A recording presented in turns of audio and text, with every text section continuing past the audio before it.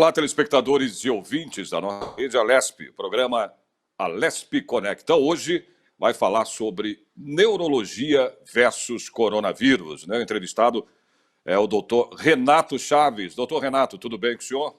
Tudo jóia, como vai? Bom, primeira pergunta já de cara, né, doutor? O senhor como médico, como é que o senhor está vendo aí essa pandemia toda? Conta um pouquinho pra gente dessa situação. Na verdade, nós sempre vivemos pandemia por conta de vírus, né? Vírus é um organismo que ele não pode nem ser considerado vivo, porque ele não tem capacidade de se reproduzir. Então, durante vários períodos da humanidade, nós tivemos cólera, a gripe espanhola, a gripe aviária, a gripe suína. Então, nós sempre, de tempos em tempos, nós temos alguma pandemia por conta de vírus.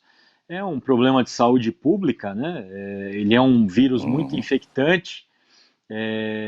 Fora esse grande número, essa grande possibilidade de infecção, ele causa óbito numa pequena parcela da população, mas causou pânico no mundo inteiro, né? Não, sem dúvida. E em relação, então vamos entrar no assunto que a gente está aqui hoje para falar, que é os sintomas, né, neurológicos em relação aí, ele pode estar associado ou não, né, ao coronavírus, doutor? Sim, na verdade, existe uma teoria, esse vírus é novo, né? Então, nós conhecemos esse vírus há 6 meses. Ele não era, ele era desconhecido da medicina antes disso.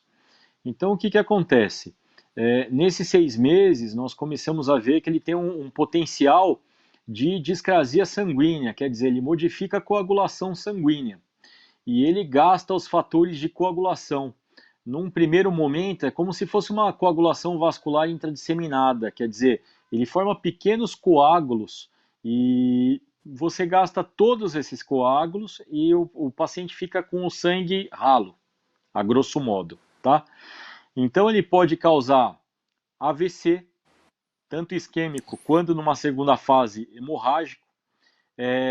Alguns sintomas, os mais falados, a falta da percepção de cheiro, tá? Anosmia. Ele tem também uma falta de gustação, tá? Então ele entra no nervo gustatório e você para de ter essa sensação do doce, né? Ele pode causar uma coisa que é uma polineuropatia, então ele pode causar uma perda de força ou sensibilidade em um ou todos os membros, então ele causa como outros vírus, como o Guillain-Barré, que é conhecido, ele pode causar uma deficiência motora e sensitiva. Então, assim, é um vírus que estamos conhecendo agora, mas como qualquer outro vírus, ele pode se disseminar pelo tecido nervoso. E esse em especial, ele tem uma boa predileção pelo sistema nervoso, principalmente olfato. É descrito que o olfato ele é perdido em quase 30% dos pacientes com coronavírus, única e exclusivamente a perda do olfato. Uhum. Agora, o senhor lembrou agora aí dizendo que isso é um novo, né, vírus, que se chama novo coronavírus. Nas pandemias anteriores, como a gripe espanhola, né, como outros vírus, né, que acometeram aí o mundo inteiro, né, também esses outros vírus afetavam ou afetaram a parte neurológica de pessoas? Todo vírus tem o potencial de afetar a parte neurológica. Um vírus muito especial é o vírus do sarampo, a herpes zoster, tá? A herpes zoster, ele fica num gânglio do nervo e ele acaba dando aquele cobreiro que a gente chama, né? Então é a recidiva do vírus, na verdade, da varicela, tá? Outros vírus causam paralisia facial periférica, que é aquela boca torta, né? Então, os vírus eles têm uma capacidade muito grande de se alojar em tecido neurológico. O H1N1 causava, em alguma escala, alteração neurológica, mas parece que o coronavírus ele tem uma predileção maior por essa parte neurológica. Uhum. Mas ainda não se sabe realmente, né, os males, os grandes males que esse vírus né, possa fazer, né, as pessoas, porque ainda se está em estudo, tudo, até para se descobrir, né, uma vacina, uma maneira de se combater esse vírus. A gente sabe que essa vacina leva pelo menos de 1 ano e meio, um ano e meio a 2 anos, não é isso? Então, isso ainda dificulta ainda mais a situação do paciente, doutor? Sim, na verdade, tudo que nós temos em medicina tem uma coisa que chama fisiopatologia, que é a história natural da doença, tá? Então nós não conhecemos a história natural dessa doença, porque não tivemos nem tempo de descobrir a doença. Inicialmente se pensava em 5 dias, depois em 10 dias, em 14 dias de infestação, não se sabe por quanto tempo ele continua passando. Nós não temos nem a certeza se um paciente que pega o coronavírus ele pode ser reinfectado com esse mesmo coronavírus ou não. Se você pega uma vez e você tem a imunidade, então se você vai estar como se fosse vacinado para sempre, ou por quanto tempo demora essa imunidade, essa proteção natural que nós temos. Então a história natural da doença no coronavírus ela é inexistente. Então não se sabe como que ele funciona, não se sabe como ele funciona inicialmente, não se sabe como que é a Hum. infecção e não se sabe o que, que ele causa. Nós estamos aprendendo, nós estamos consertando o carro com ele em movimento, né? Bom exemplo o senhor deu agora, viu? Consertando o carro em movimento. Porque é complicado, né? Para os médicos chegarem e falar, mas esse vírus afetou, né, o cérebro da pessoa nisso, mas é tanta, né, para se chegar a isso, para se tentar obter uma causa, né, do que o vírus possa afetar o cérebro da pessoa, isso ainda, então, na sua opinião, é uma incógnita, é isso? É uma incógnita e mesmo ele tem um tropismo pelo neurônio, isso é fato. Então alguns vírus eles preferem músculo, outros preferem neurônio, outros preferem sangue. Então cada um tem um tropismo. É sabido que o coronavírus ele tem tropismo pela célula do pulmão, tá? Pelo pneumócito e pelo neurônio, pelo neurônio que é a célula do cérebro, tá? O pneumócito é um vírus tão esquisito que, para você ter ideia, como médico, você nunca escuta falar que alguém se dá bem fumando. Concorda? Eu nunca vi médico falando que alguém se dá bem fumando. E o coronavírus parece que um fator de proteção é o tabagismo. Então é alguma coisa que a Pois gente é, tem que eu saber vi isso aí. o porquê. Então a gente tem que saber o É. porquê. Então, na verdade, a cada dia nós estamos descobrindo mais coisas para saber se o porquê realmente, por que um tabagista ele pega menos o coronavírus do que uma pessoa sem tabagismo. E outro, parece que a obesidade é o fator de piora maior com os pacientes. Então é a pior comorbidade com os pacientes. Então o paciente diabético ainda é melhor do que o paciente obeso. É um contrassenso. Mas morre-se mais pacientes obesos do que pacientes diabéticos. Ah, que coisa, né? E voltando lá, o senhor falou do Guillain-Barré, né? Eu tive Uhum. isso aqui, eu digo assim, não na minha casa, não na minha família, mas dentro dela, que foi o marido da irmã da minha esposa, né? O marido dela, Sim. inclusive, ele é americano, gringo, ele teve isso há uns, deixa eu ver, 7, 8 anos atrás, ou quase 10 anos. E não foi na época de vírus, não tinha vírus, não tinha nada. Ele acho que fez uma viagem, eu acredito que foi isso. Mas o que eu queria saber que é exatamente se o Guillain-Barré você pega somente através de vírus, é um vírus que se aloja na Guillain-Barré pessoa? Explica um pouquinho. Ah, Guillain-Barré é uma doença viral. Então você pega um vírus. Na verdade, quando então, você fala que não existiu o vírus, na verdade, vírus existe durante todo o dia. A gripe é um vírus e você pode pegar a qualquer época do ano. Então, ele é disseminado no nosso ecossistema. O vírus, você pega a infecção, tá? E essa infecção, ela vai acabar infectando o líquor, tá? O sistema nervoso central, a medula, o cérebro e o líquor, tá? Isso é o Guillain-Barré. O Guillain-Barré ele é caracterizado por uma paraparesia ascendente. O que quer dizer isso? Você começa a perder força das pernas e vai subindo, quadril, vai subindo o abdômen e até perder a força dos braços. Só que no meio do caminho tem um músculo bem importante, que é o diafragma, que é o músculo da respiração, tá? O diafragma, quando ele é paralisado, ele vai paralisando todos os músculos, de baixo para cima. Quando você paralisa o diafragma, você acaba tendo uma parada respiratória. Então, o Guillain-Barré, qual é a principal forma de óbito? É o paciente parar com parada respiratória. Então, qual é o tratamento? É a intubação. Você intuba e esse vírus ele acaba saindo. Quando você cura do Guillain-Barré, ele acaba saindo. Você acaba voltando a respirar normalmente. No meio do caminho, você pode depurar esse plasma, que tem muito vírus, então você faz plasmaférese, você tira todo aquele conteúdo imunológico de vírus e coloca um plasma purificado, que é feito também, isso daí para coronavírus, tem estudos fazendo isso, ou você pode dar pulsoterapia. O que é pulsoterapia? Fazer com que o seu organismo ele pare de reagir ao vírus, porque é a reação ao vírus que causa essa paralisia dos músculos. Então você dá uma dose de corticoide muito alta, tá? Isso é feito também no coronavírus.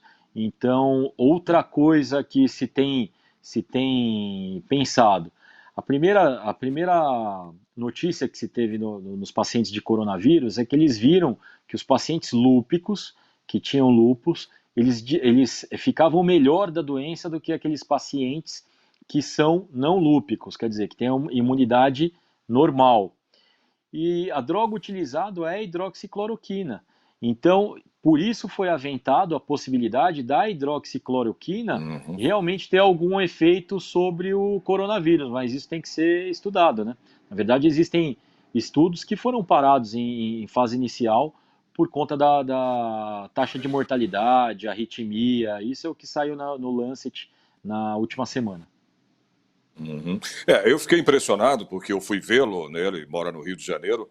Graças a Deus ele se recuperou, viu, doutor? Ficou um bom tempo internado, enfim, e foi complicado porque ele teve que reaprender a andar, a comer. Isso acontece mesmo, doutor? Porque foi o que eu vi ali. Ele teve que Não, reaprender. acontece. Acontece. O paciente ele fica totalmente comatoso, porque quando é da grave mesmo, você não consegue nem respirar normalmente. Então você reaprende a andar, a musculatura, você vai ter uma musculatura mais flácida, tá? Isso é comum. Isso é comum. E o mais engraçado é que a menor quantidade, uma mínima parcela das pessoas que pegam o Guillain-Barré, eles ficam com déficit. Então é como se nada tivesse acontecido depois de um tempo. Muito provavelmente você vai ver esse conhecido seu e é como se ele não tivesse tido nada antes. É verdade. Foi isso mesmo. Agora, doutor, de que maneira, só para o senhor explicar um pouco melhor para o nosso telespectador, né, em linguagem mais popular, porque a medicina, né, a gente tem termos aí que é difícil a gente entender, a não ser as pessoas que estão diretamente ligadas nessa profissão, nesse trabalho, né? O vírus ele pode afetar aí o cérebro, só para que as pessoas tenham uma noção disso. Sim, o vírus, uma vez que ele entra pelo seu nariz, tá? Ele cai na mucosa, quer dizer, ele cai na parte interna do nariz e ele vai para o sangue. Indo para o sangue, ele pode tomar qualquer célula. Então, ele pode ir para o pulmão, ele pode ir para o osso, pode ir para o cérebro. Isso é uma das vias que o vírus pode chegar à célula neurológica. Outra forma de se chegar à célula neurológica é através do nariz. Você tem a célula, o neurônio, a célula olfativa, é um neurônio que fica exposto. Então a gente sente o cheiro porque a ponta do neurônio ele fica dentro da mucosa. Então ele infecta diretamente esse neurônio e anterogradamente, quer dizer, ele vai indo até o cérebro. Então é como se ele viajasse do nariz até o cérebro. E isso causa uma afetação neurológica pelo coronavírus. Então ele pode tanto se disseminar pelo sangue e pegar qualquer outra célula, como especialmente a parte neurológica, ele pode tomar o caminho do nervo olfatório. Então quer dizer que as pessoas com problemas neurológicos, né, por exemplo, elas correm mais riscos aí, né? E o que fazer, doutor?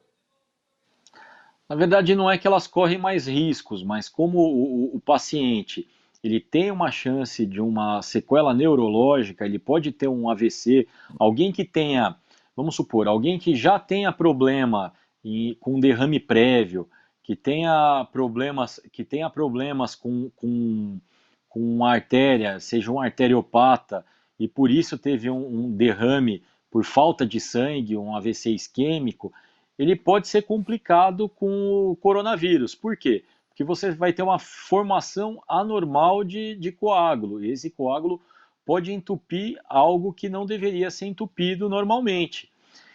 E quando o paciente também tem uma fragilidade na artéria, vamos supor, uma facilidade de ter um aneurisma, esse coronavírus ele pode infectar o vaso e ele causa um distúrbio de coagulação em que, na ruptura, mesmo que pequena do aneurisma, possa levar ele a morrer mais precocemente. E a perda do olfato, né? Você estava falando nessa questão toda, ela é habitual, né? É uma coisa habitual na pessoa que está infectada, né? Porque os sintomas, né, são esses, né? A pessoa perde o olfato, perde o paladar, Perde gosto, né? pode dar dor de cabeça. Perde o gosto. Ah, tá. Isso pode, no caso, causar problemas neurológicos, ou não? Sim, ele pode ter dor de cabeça. Na verdade, essa perda de olfato, ela está sendo avaliada em menos de 3 semanas, ela volta. Então, 50% desses pacientes que estão com perda olfativa, eles têm o retorno da função. Então, eles perdem o cheiro por um período e depois eles voltam a sentir. Agora, esses outros 50% a gente tem que ver quando que volta, porque pode demorar até um ano. Só que a gente não tem ainda um ano de doença, né? E a pessoa, doutor, entubada, né? Se eu queria que o senhor esclarecesse um pouco para a gente sabe que entubar é complicado também, né? Essa intubação, ela deixa sequelas? Não, a intubação basicamente é o seguinte: quando você tem um paciente que ele não consegue respirar, como a predileção do coronavírus é pelo pulmão, você tem uma dificuldade respiratória.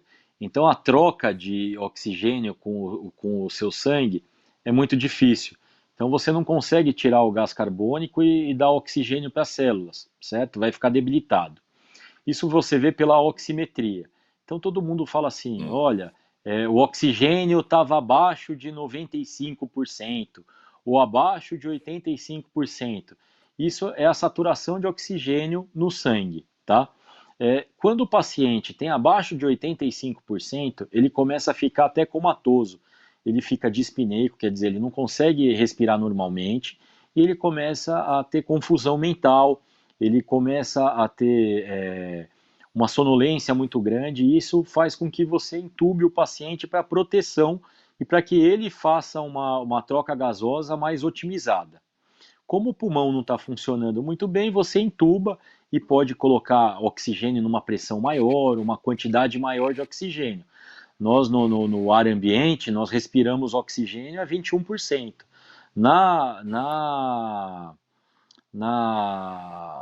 No ventilador, o oxigênio é dado a 100%. Quer dizer, é muito mais oxigênio do que você conseguiria normalmente. E esse oxigênio eu ainda posso colocar a pressão para forçar uma troca gasosa. Quando você entuba, você não tem uma sequela, tá? Você não tem uma sequela muito grande.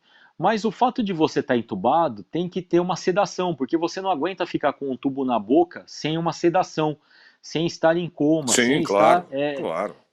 Porque é algo até desumano. Uma pessoa com coronavírus aí durante as 72 horas, 72 ou 96 horas, ela vai ter uma perda de massa muscular tão grande que, como você disse no seu parente, ela vai ter que reaprender a andar, ela vai ter que reaprender a fazer tudo, fazer uma fisioterapia muito intensa. Às vezes, os pacientes com coronavírus ou com qualquer outra doença, pulmonar, eles têm que ser entubados por um longo período. Passou do 10º dia, você tem uma alteração que chama traqueomalácia, quer dizer, por conta do tubo ficar pressionando a traqueia, ele pode fazer um buraco na traqueia.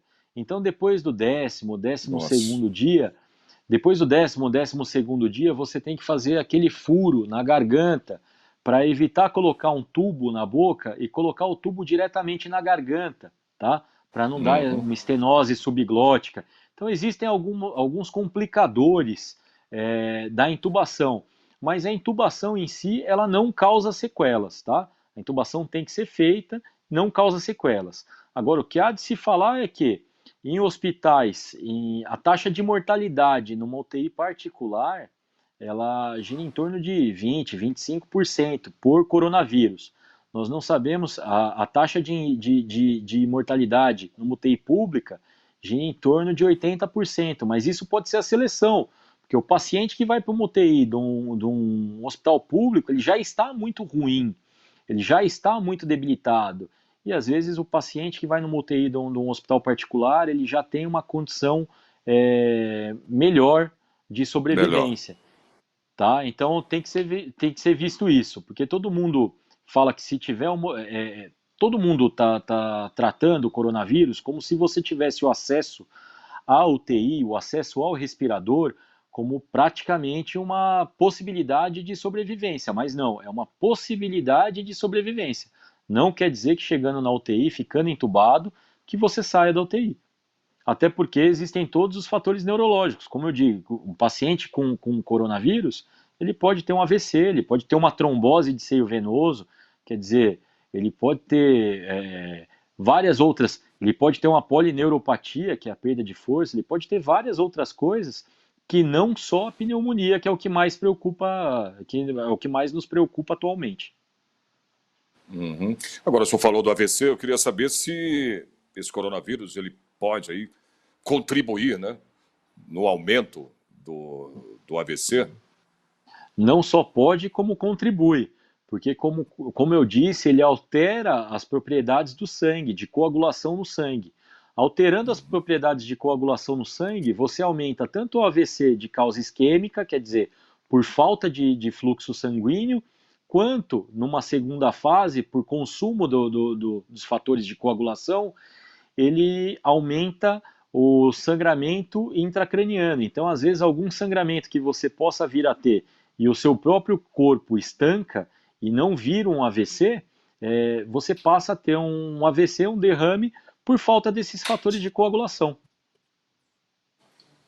Ah, entendi. Então, é bem complicado, né? O vírus, né, como o senhor mesmo falou, esse é o novo coronavírus, mas vírus é vírus, a gente pega em qualquer lugar, como uma gripe, né, como o senhor mesmo citou há É uma, pouco, né? Se você for ver, é uma gripe, é que existe uma mortalidade alta na gripe, mas em torno de menos de 1% da população morre por conta infectada, morre por conta do coronavírus. Mais de 80, chegando a 90% das pessoas que pegam coronavírus não tem sintomatologia nenhuma ou sintomatologia é muito leve, como se fosse uma gripe mesmo. 5%, em torno de 5 a 10% dos pacientes que vão ficar internados e menos de 5% vão precisar de uma UTI. É uma gripe, mas a gente não pode É, pensar que uma gripe é algo a ser excluída, porque uma das maiores mortalidades em idoso e sempre foi gripe. Ano passado a gripe matou 80 mil pessoas. é verdade, tem toda a razão. A gente não pode brincar com isso não, né, doutor? É porque a gente pensa que a gripe é uma coisa menor, né? Que todo mundo pega a gripe. É, é. Uma das coisas que mais mudou a história da guerra, falando em medicina, foi a introdução de antibiótico, porque mais de um terço dos soldados morriam de pneumonia.